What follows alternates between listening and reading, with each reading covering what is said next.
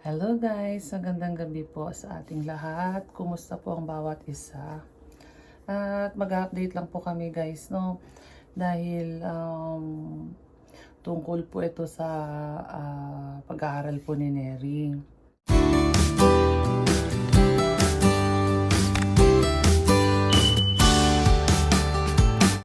Wala ikaw plato? Wala plato si Neri. Ano ba? Ano sabi nila? Wala na daw kanin. Tiniri bukas na nararapit yan. Hindi siya pumayag na bukas pa siya bibigyan, be. Dapat ngayon na. Kami pa nga ulam mo, pero wala pa naman kanin. Ubus na daw. Bibili pa sila sa palengke. Magsasaing pa sila. Bibili pa sa palengke, tapos magsaing pa pagkapos. Mamaya padating nun. Lola.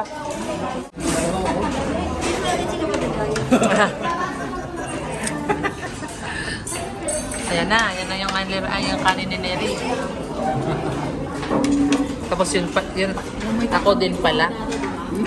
Ano yung nagbisaya siya? Hindi siya pwede magdugay, sabi niya. Sabi ko, huwag na sana mag-deliver ng kanin. Wala, dumating mo. Deliver ng kanin. Hello guys, magandang gabi po sa ating lahat. Kumusta po ang bawat isa? At mag-update lang po kami guys, no? Dahil tungkol po ito sa pag-aaral po ni Neri. So,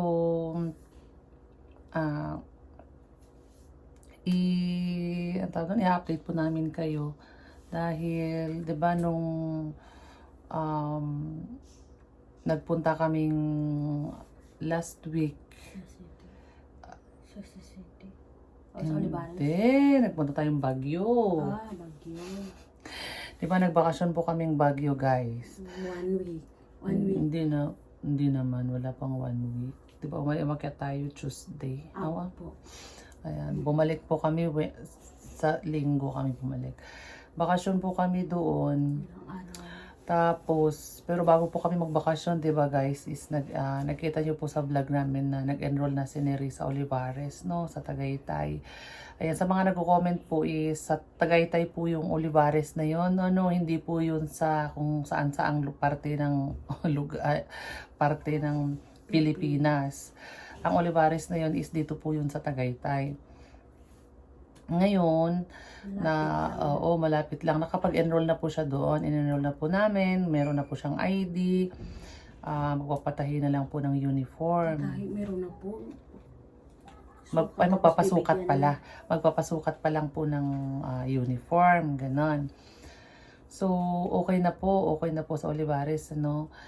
Tapos, umakyat na po kami ng Baguio para mag-attend nga po sa graduation ng pamangkin ko habang wala pa silang pasok. Kasi sa Olivares is July 10? July 10 ba yung pasok ng Olivares?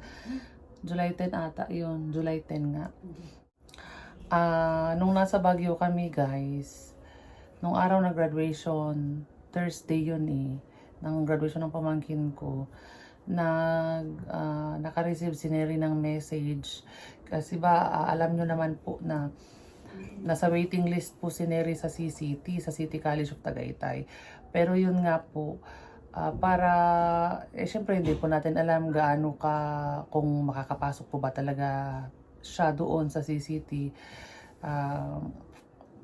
Kaya ang ginawa po namin, para sigurado, sabi ko po, mag-enroll ka na para sigurado, kasi baka mag-antay tayo ng mag-antay sa CCT, hindi ka matawagan, di ba? Baka mag-close na yung mga enrollment sa ibang school. Kaya nga sabi ko, sige na, mag-enroll ka na bago tayo umakyat ng Baguio. Po kasi malapit na po pasukan sa Olivares. Isa, po doon, tagal pa. Pasukan. Kaya nga, yun nga po, nung Thursday, naka-receive si Neri ng message na pinapapunta siya ng CCT. Message po ng CCT na pinapapunta siya doon sa school ng Tuesday, pagka-Tuesday, June 16. Pinapa-report po siya doon, pinapapunta siya doon. So, buti nga yung araw na yun is nakabalik na kami dito, 'di ba? So nandito na kami nung sa date na yun. Kaya yun nga po, punta po kaming CCT kasi ano ba ngayon, Wednesday ngayon, kahapon. Nagpunta kaming CCT po kahapon para yun nga po, kasi pinapunta siya doon para siya ay i-screen kasi dadaan pa rin po sila ng screening. Ganon. So, dadaan pa rin po sila sa screening. Kaya pumunta na po kami kahapon doon at ayun nga, na-screen po sila doon kasi parang lahat ng nasa waiting list is pinapunta. Parang for screening kasi may screen pa lahat yung mga nasa waiting list na yan. Kaya ayun, napunta kami doon. Kaya may nakita po kayong vlog ni Dada Bill na lilipat si Neri sa school. Yun po yung ano doon, yun po yung kung bakit ganun yung vlog ni Dada Bill. So ngayon, ang ginagawa ni Neri ngayon naman is yung inaasikaso naman po namin yung sa enrollment niya sa Olivares para may-drop po yung mga na-enroll kasi okay na siya eh. Okay na po yung enrollment niya doon. May schedule na siya. Sa i-enroll, so inaasikaso na niya yung ano doon, yung kanyang pag-drop para ma-drop po lahat yon. Para kasi yung mga original din na card niya nandun. So para makuha po namin yung mga documents niya doon. So yun po yung pinapaasikaso ko kay Neri ngayon at kanina nagpunta siya doon, hindi po namin nasamahan kasi may pasok din si Dane. Walang magsusundo kay Dane kasi si Dada Bill ay nagsundo naman kay Mami Leia sa airport. So pinakommute ko si Neri papuntang Tagaytay para mag-asikaso. Okay lang naman din yun sa kanya kasi para matuto siya, para matuto talaga siyang mag-commute kasi yun na yung way niya pag nag-aral siya. So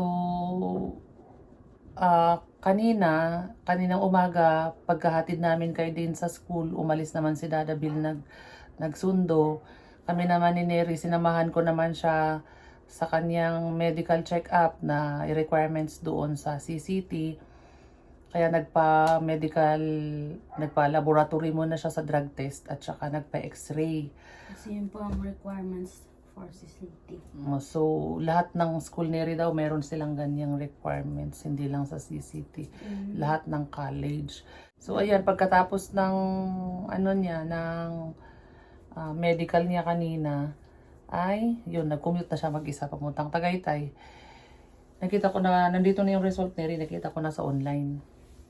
Sa 24, dadalhin yung result at saka para din sa bigyan ng clearance. Para makakuha siya ng clearance at ano pa yun? Pagkatapos ng dadating, antay na lang po sa enrollment. Yun yung pangyayari kung bakit si Neri ay lilipat ulit sa ayun nga, doon na siya mag-aaral sa CCT at mas okay din yun dahil nandoon yung gusto niyang course talaga. Kasi ang Olivares wala silang elementary. Secondary. Ang CCT is meron silang secondary. Kaya kompleto. Kaya mas okay yun sa kanya at yun nga, unang-una ay pasalamat kami kay Lord. No, so yun po yung update namin. Yan po muna yung update namin ngayon at abangan niyo po yung sa sunod na video, yung